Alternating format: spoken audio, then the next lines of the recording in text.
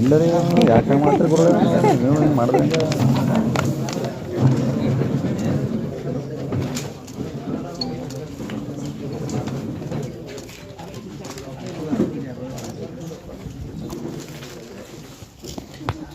ನೋಡಿ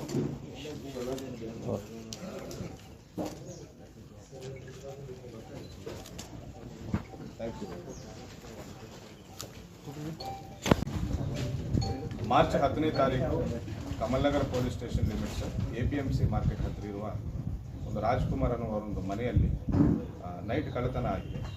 ಸುಮಾರು 320 gram gold plus 690 gram ಬೆಳ್ಳಿ ಪ್ಲಸ್ 1 ಲಕ್ಷ ರೂಪಾಯಿ ಕ್ಯಾಶನ್ನು ಅವರು ಕದ್ದುಕೊಂಡು ಪರಾರಿಯಾಗಿದ್ದು ನಮ್ಮ ಗಮನಕ್ಕೆ ಬಂದಿರ್ತಿದೆ. ತಕ್ಷಣ ನಾವು ಪ್ರಕರಣವನ್ನು ದಾಖಲಿಸಿಕೊಂಡು ತನಿಖೆ ಮಾಡಿದ್ದೇವೆ. ತನಿಖೆ ಮಾಡುವಾಗ ನಮ್ಮ AE ಕಮಾಂಡ್ ಸೆಂಟರ್ ಮುಖಾಂತರ ಆ ಟೈಮಲ್ಲಿ ಅಲ್ಲಿ ಓಡಾಡಿದ ವೆಹಿಕಲ್ಸು ಡೀಟೇಲ್ಸ್ ನಾವು ಪತ್ತೆ ಮಾಡಿ ಆರೋಪಿಗಳ ಗುರುತು ಪತ್ತೆ ಹಿಡಿದು ನಾವು ಮಹಾರಾಷ್ಟ್ರಕ್ಕೆ ಹೋಗಿ ಅಲ್ಲಿಂದ 3 ಆರೋಪಿಗಳನ್ನು ನಾವು ದಸ್ತಗಿರಿ ಮಾಡಿ ಅವರ ಕಡೆಯಿಂದ 100% ರಿಕವರಿ ಮಾಡಿ 320 ಗ್ರಾಮ್ ಗೋಲ್ಡ್ 690 ಗ್ರಾಮ್ ಬೆಳ್ಳಿ ಎಲ್ಲ ನಾವು ರಿಕವರಿ ಮಾಡಿದ್ದು ಅಂತ ಹೇಳಕ್ಕೆ ನಾವು ಇಷ್ಟಪಡ್ತಾ ಇದ್ದೇವೆ. ಆ್ಯಂಡ್ 1 ಲಕ್ಷ ರೂಪಾಯಿ ದುಡ್ಡಿನಲ್ಲಿ 5,000 ರಿಕವರಿ ಮಾಡಿ ಮಿಕ್ಕಿದ ಎಲ್ಲ ದುಡ್ಡನ್ನು ಅವರು ಖರ್ಚು ಮಾಡಿದಂತೆ ಗೊತ್ತಿದೆ. ಅವರದು ಕೃತ್ಯಕ್ಕೆ ಉಪಯೋಗಿಸಿರುವ ಕಾರನ್ನು ಕೂಡ ನಾವು ಜಪ್ತಿ ಮಾಡಿದ್ದೇವೆ. ಒಟ್ಟಿನಲ್ಲಿ 28,32,500 ರೂಪಾಯಿ ಮೌಲ್ಯದ ಪ್ರಾಪರ್ಟಿಯನ್ನು ಅವರು ಕದ್ದಿದ್ದಾರೆ. 27,31,000 ಸುಮಾರು ನಾವು ರಿಕವರಿ ಮಾಡಿದ್ದೇವೆ. ಆ್ಯಂಡ್ 4,05,000 ಬೆಲೆ ಬಾಳುವ ಒಂದು ಕಾರನ್ನು ಕೂಡ ನಾವು ಜಪ್ತಿ ಮಾಡಿ 3 ಜನರನ್ನು ನ್ಯಾಯಾಂಗ ಬಂಧನಕ್ಕೆ ಒಪ್ಪಿಸಿದ್ದೇವೆ. ಇವರು ಹಿಂದೆ ಕೂಡ ಮಹಾರಾಷ್ಟ್ರದಲ್ಲಿ ಕೆಲವು ಕಳ್ಳತನಗಳು ಮಾಡಿದ್ದಾರೆ ನಮಗೆ ಗೊತ್ತಾಯಿತು. ಸೊ ಈ ಪ್ರಕರಣದಲ್ಲಿ ಒಳ್ಳೆಯ ಕೆಲಸ ಮಾಡಿದ ನಮ್ಮ ಕಮಲ್ನಗರ ಸ್ಟಾಫ್, ಪಾಲಿಕೆ staff and head quarters staff ಎಲ್ಲರಿಗೂ ಕೂಡ ನಾನು ಬೀದರ್ ಜಿಲ್ಲಾ ಪೊಲೀಸ್ ವತಿಯಿಂದ ನಾನು ಅಭಿನಂದನೆಗಳನ್ನು ತಿಳಿಸ್ತೇನೆ. ಅದೇ ರೀತಿ ನಿನ್ನೆ ನೈಟು ಮನ್ನಳ್ಳಿಯಲ್ಲಿ ಮಂಗೂರು ಬಾರ್ಡರ್ ಕಡೆ ನಮ್ಮ ಖಚಿತ ಮಾಹಿತಿ ಮೇರೆಗೆ ನಮ್ಮ ಮನ್ನಳ್ಳಿ ಪೊಲೀಸ್ ನಮ್ಮ DPO ಸ್ಟಾಫ್ ಕೆಲವು ನಿಗಾ ವಹಿಸಿ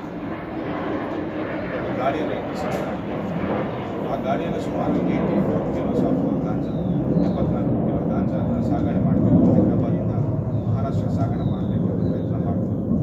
ನಾವು ಇಂಟರ್ಸೆಪ್ಟ್ ಮಾಡಿ ರೈಡ್ ಮಾಡಿ NDPS ಪ್ರಕರಣ ದಾಖಲೆ ಮಾಡಿದ್ದೇವೆ. 2 ಆರೋಪಿಗಳಿದ್ದರು. ಒಬ್ಬನು ಸಿಕ್ಕಿದ್ದಾನೆ, ಇನ್ನೊಬ್ಬನು ಓಡಿ ಹೋಗಿದ್ದಾನೆ. ಅವನು ಕೂಡ ಅತಿ ಶೀಘ್ರದಲ್ಲಿ ನಾವು ಹಿಡಿತೇವೆ. ಈಗಾಗಲೇ ನಾವು ಹಲವಾರು ಬಾರಿ ಹೇಳಿದ್ದೇವೆ. ನಾವು ಜಿಲ್ಲೆಯಲ್ಲಿ ಗಾಂಜಾ ಸಾಗಣೆ ಮಾಡ್ಬೋದು, ಪೊಲೀಸರ ಕದ್ದು ಮುಚ್ಚಿ ಸಾಗಣೆ ಮಾಡ್ಬೋದು ಅಂತ ಪ್ರಯತ್ನ ಮಾಡ್ತೀವಿ. ಎಲ್ಲರ ಮೇಲೂ ನಾವು ನಿಗಾ ವಹಿಸಿದಾಗ ಹೇಳಿದ್ದೇವೆ. ಸೊ ಹೇಳಿದಂಗೆ ನಾವು ಹಿಡ್ಕೊಳ್ತಾ ಇದ್ದೇವೆ ಕೂಡ. ಜಿಲ್ಲೆಯಲ್ಲಿ ಯಾವುದೇ ರೀತಿಯ ಮಾದಕ ವಸ್ತುಗಳ ಸಾಗಣೆಗೆ ನಾವು ಆಸ್ಪದ ನೀಡಲ್ಲ ಅಂತ ಮತ್ತೊಂದು ಸರಿ ನಾವು ಹೇಳ್ತಾ ಇದ್ದೇವೆ. ಸರ್, ಚಿನ್ನಾಭರಣ ಎಷ್ಟು ಆರೋಪಿಗಳು ಸರ್ ಬಂಧನ? 3 ಆರೋಪಿ. 3 ಆರೋಪಿ ಮಹಾರಾಷ್ಟ್ರ. ಕಳ್ಳತನ ಆಗಿದ್ದು ಯಾವಾಗ ಸರ್? ವಶಕ್ಕೆ ಪಡೆದಿದ್ದು ಯಾವಾಗ? ಕಳ್ಳತನ ಆಗಿದ್ದು ಮಾರ್ಚ್ 10. ನಿನ್ನೆ ಎಲ್ಲ ಲೀಗಲ್ ಪ್ರೊಸೆಸ್ ಸರ್, ಇದು ಅವರ ನ್ಯಾಯಾಂಗ ಬಂಧನಕ್ಕೆ ಒಪ್ಪಿಸಿದೆ. ಇದು ಮಾರಿದ್ರ ಸರ್ ಬಂಗಾರ? ಏನು ಅವ್ರ ಹತ್ರನೇ ಇತ್ತು? ಮಾರಿದ್ದಾರೆ. ಎಲ್ಲಿ ಮಾರಿದ್ದಾರೆ? ಅಲ್ಲೇ ಮಹಾರಾಷ್ಟ್ರದಲ್ಲಿ ಒಂದು ಅಂಗಡಿಗೆ ಮಾರಿದ್ದಾರೆ. ಸೊ ಅವರನ್ನು ಕೂಡ ಆರೋಪಿ ಮಾಡಿದ್ದಾರೆ. ಅಂದರೆ ಎಲ್ಲ ಮೌಲ್ಯ ಇದು ಮಾಡಿದ್ದಾರೆ ಸರ್? ಟೋಟಲ್ ಸ್ವಲ್ಪ ಮಾತ್ರ ಇದು ಮಾಡಿದ್ದಾರೆ ಸರ್ ಮಾರಾಟ? ಎಲ್ಲನೂ ಸರ್ ಎಲ್ಲ ಮಾರಿದ್ದಾರೆ. ಈಗ ರಿಕವರಿ ಆಗಿದೆಯಲ್ಲ ಸರ್? ರಿಕವರಿ ಆಗಿದೆ, 100% ರಿಕವರಿ ಆಗಿದೆ. 320 ಗ್ರಾಮ್ಸ್ ಗೋಲ್ಡ್, 690 ಗ್ರಾಮ್ಸ್ ಸಿಲ್ವರ್. ಇವರು ನಮ್ಮ ಬಾರ್ಡರ್ ಬಿಟ್ಟು ಹೋಗ್ತಿರುವಾಗ ನಮ್ಮ AE ಕ್ಯಾಮೆರಾಗಳಲ್ಲಿ ಸೆರೆಯಾಗಿದೆ. ಸೊ ನಮ್ಮ ಕಮಾಂಡ್ ಸೆಂಟರ್ ಇದರಲ್ಲಿ ಬಹಳಷ್ಟು ಹೆಲ್ಪ್ ಆಗಿದೆ. ಕಮಾಂಡ್ ಸೆಂಟರ್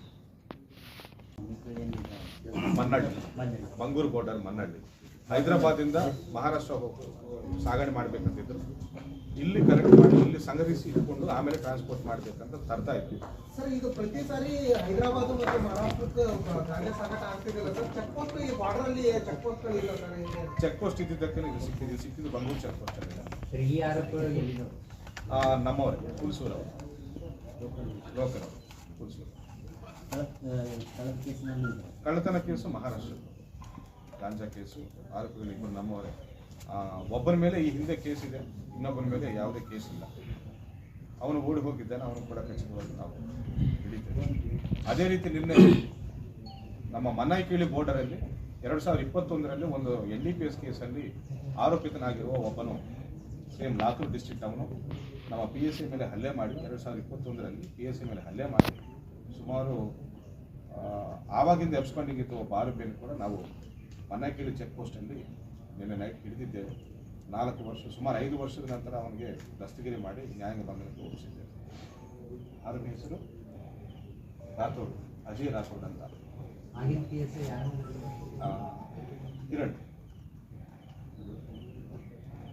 ಇದೇ ರೀತಿ ಗಾಡಿಯಲ್ಲಿ ಸುಮಾರು ಒಂದು 300 ಕಿಲೋ ಗಾಂಜಾದ ಸಾಗಣೆ ಮಾಡ್ತಿರುವಾಗ ಹಿಡಿಯಲಾಗಿದೆ. ಅವನು ಓಡಿ ಹೋಗ್ತಿರುವಾಗ PSI ಮೇಲೆ ಹಲ್ಲೆ ಮಾಡಿ ಓಡಿ ಹೋಗಿದ್ದಾನೆ. ಆವಾಗ ಕೇಸ್ ಕೂಡ ಪ್ರಕರಣ ಕೂಡ ದಾಖಲೆ ಆಗಿದೆ. ಬಟ್ ಆವಾಗಿಂದ ಎಬ್ಸ್ಕೊಂಡಿದ್ದಾನೆ. ನಿನ್ನೆ ನಮಗೆ ಖಚಿತ ಮಾಹಿತಿ ಇತ್ತು ಈ ರೂಟಲ್ಲಿ ಹೋಗ್ತಾ ಇದ್ದಾನೆ.